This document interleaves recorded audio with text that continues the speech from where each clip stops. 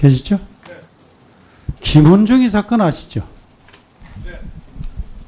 그거에 참 처절한 그 아버님의 노력에도 불구하고 명예회복이 안 되는 걸 이제 접하고 그 자료를 시간 없는 가운데서 5편을 읽어봤어요.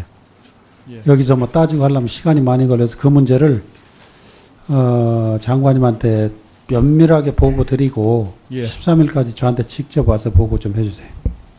알겠습니다. 그리고 기무사령관.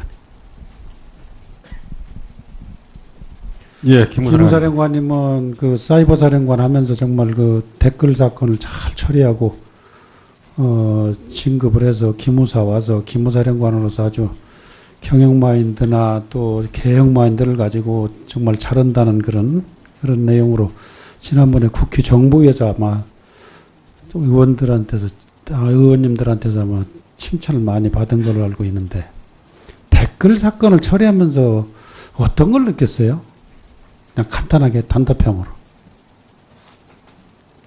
뭐 정책의 홍보하고 심리전하고 조금 제가 왜 이 말을 물어보냐면 정치적인 중립이 굉장히 중요하다고 안 느꼈어요? 네, 그렇습니다. 옛날에 제가 초급장교 때부터 이 기무사가 정치적인 중립을 제일 훼손했던 조직이에요. 알죠?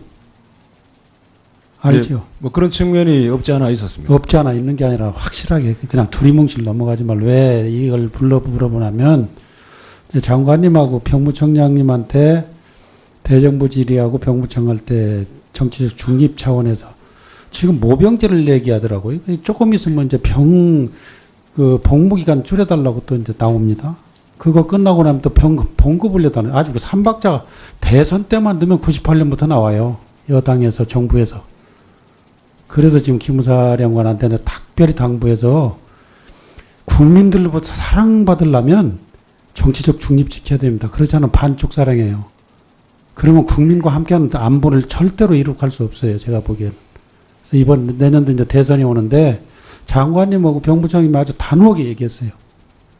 그런 문제가 생기면 정말 군사적인 차원에서 안보 차원에서 중립성을 지키면서 하겠다는 단호한 장관님의 말씀이 계셨는데 기무사령관 그 약속 지킬 수 있죠? 예, 정치적인 중립을 확실히 유지하겠습니다. 예, 알았어요. 그리고 장관님. 예. SC 지난번에 제 대정부진님한테 얘기했었죠. 스트래티직 커뮤니케이션. 예. 그거 미국 합참에서 이라크 전쟁하고 사우디아라비아 전쟁 때 그 경험을 해서 그냥 압도적인 승리를 거뒀지만 평정작전에 문제가 생겨가지고 SC가 굉장히 개념화되고 비합참에서 아주 그 개념 정립을 해가지고 미 정부에서도 지금 모든 정책을 수행하는 SC를 적용하잖아요. 심지어는 그 국방이 제가 알기로는 특별팀까지 있다고 그래요. 근데 지난번에 제 전방 의문에서 사단을 가니까 그런 얘기를 해요. 사단장이 이제 그 사격장이라든가 그 인원이 많잖아요. 그래서 지금 저 국방부에서 민간인들하고 이제 뭐 비행장 옮긴다, 뭐 훈련장 옮긴다, 갈등 요소를 낳고 있는 자리가 대략 몇 자리나 돼요, 지금? 가지수 말씀이십니까? 예, 장소, 그런 문제가 갈등이 지금 생기는 지역. 제가 크고 작은 걸 합치면 한 20여 군데 될 것입니다. 알겠습니다. 그 문제 한번 파악해 보시고, 앞으로 이 문제 이제 국가도 그런데 이번에 사드 문제 얼마나 장관님 괴로웠습니까? 이 SC에서 연구를 해야 돼요. 그리고 적용을 해서 어떤 정책이든지 여건을 만들기 위한 노력을 사전에 하지 않으면 앞으로 어렵습니다. 그래서 내 사드도 빨리 국회로 보내라고 그래. 김천이 더 복잡해요. 아시잖아요. 또 핵 문제 얼마나 실타래 저는 복잡합니까? 이런 거 생각하면 지금 군에서 그런 건의를 하더라고요. 이제 이 갈등을 해소할 수 있는 팀을 좀 중앙에서 지원해 줬으면 좋겠다. 사단에서도. 그런 문제들이 이제 민간인으로 굉장히 많이 생길 겁니다. 군부대 야유로 이전하고 뭐 이런 문제 때문에. 그래서 그걸 좀 한번 장관님께서 각별히 해서 이거는 국방부 차원도 국가 차원에서 또 할 필요가 있어요. 이번에 사드 문제를 아마 경험을 하셨잖아요. 그래서 이제 그 정책을 어떤 정책이든지 수행하는데 사전에 국민의 동의를 얻지 않고 하면 될 수가 없어요. 굉장히 어렵습니다. 그래서 국방부에서만이라도 우선 예하 부대들이 불편하지 않도록 하여튼 그 기본 업무에 전념할 수 있도록 그런 갈등의 문제를 전문 팀을 만들어서 좀 운영해 줬으면 좋겠다 하는 생각이 들어요. 예.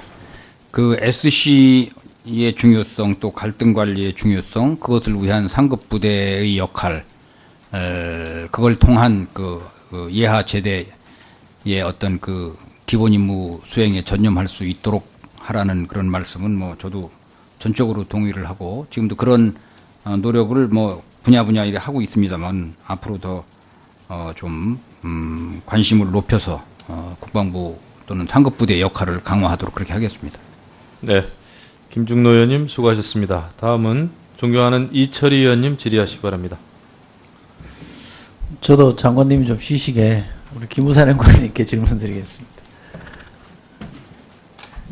근래 일은 아닙니다만 육군 제2군단의 기무부대장이요 야간에 공휴일 야간에 장교 2명을 미행하라 이런 오다를 내려서 미행을 했어요. 미행 자체를 금지하고 있죠. 예, 그렇습니다. 근데 미행했어요. 그래서 불륜 사실을 확인해서 해당 장교를 징계했어요. 2013년 6월에 있었던 일입니다. 그리고 이 부대장은 미행하라는 지시를 따르지 않는 사람에 대해서는 인사평점을 최하점으로 줬어요. 오시기 전에 일이니까 아마 잘 모르실 수도 있을 텐데요. 2014년 5월에는 같은 부대장이 모 학군단장을 CCTV로 뭐 하고 있는지 확인해라 그래서 역시 불륜을 확인해서 징계했어요. 불륜을 체크하는 게 기무대의 일입니까?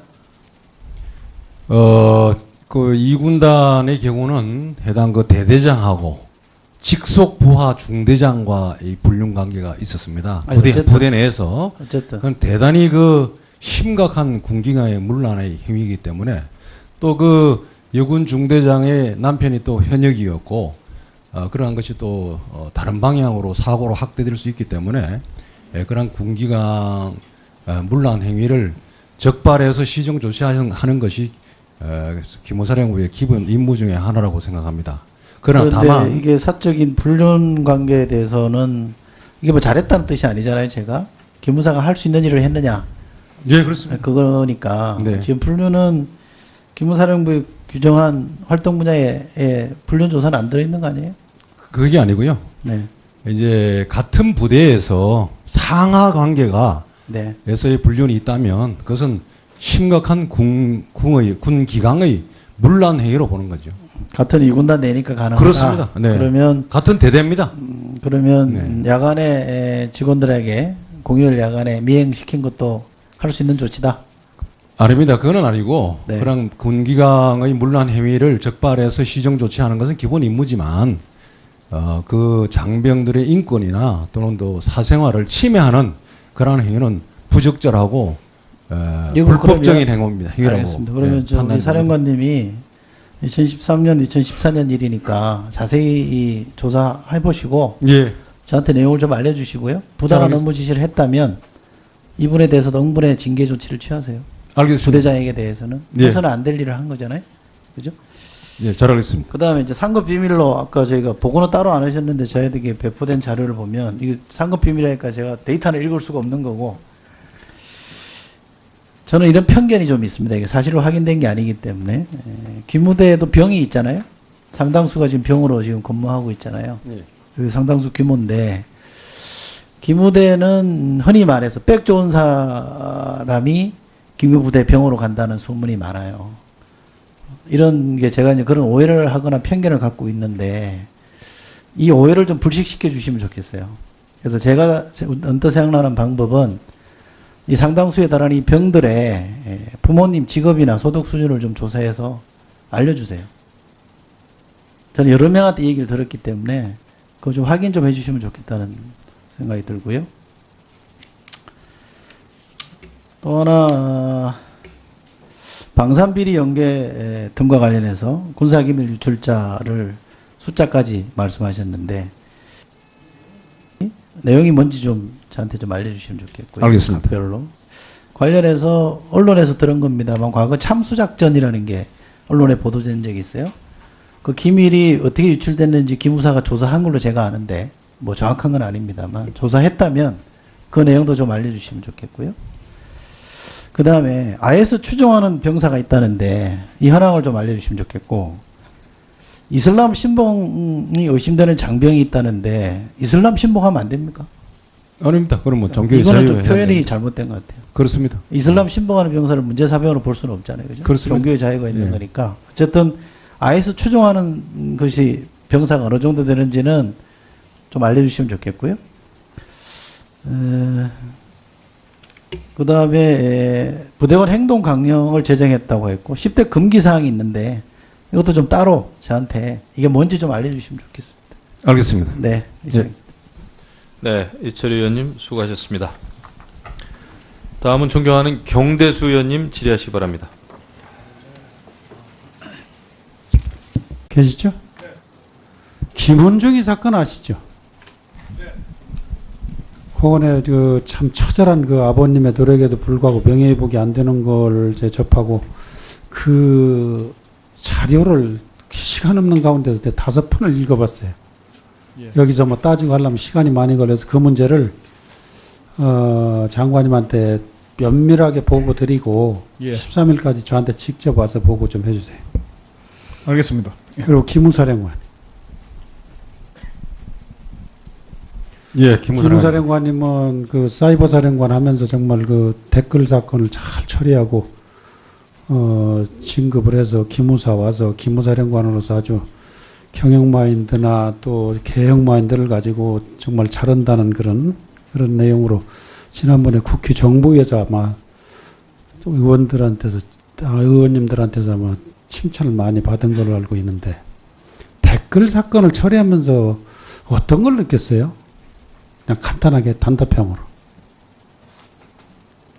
뭐 정책의 홍보하고 심리전하고 조금 차원에서 안보 차원에서 중립성을 지키면서 하겠다는 단호한 장관님의 말씀이 계셨는데 기무사령관 그 약속 지킬 수 있죠? 예, 정치적인 중립을 확실히 유지하겠습니다. 예, 알았어요. 그리고 장관님, 예. SC 지난번에 제 대정부진님한테 얘기했었죠. 스트래티직 커뮤니케이션. 예, 예. 그거 미국 합참에서 이라크 전쟁하고 사우디아라비아 전쟁 때 그 경험을 해서 그냥 압도적인 승리를 거뒀지만 평정작전에 문제가 생겨가지고 SC가 굉장히 개념화되고 예. 비합참에서 조금 있으면 이제 복무기간 줄여달라고 또 이제 나옵니다. 그거 끝나고 나면 또 봉급을 내다는 아주 그 3박자가 대선 때만 넣으면 98년부터 나와요.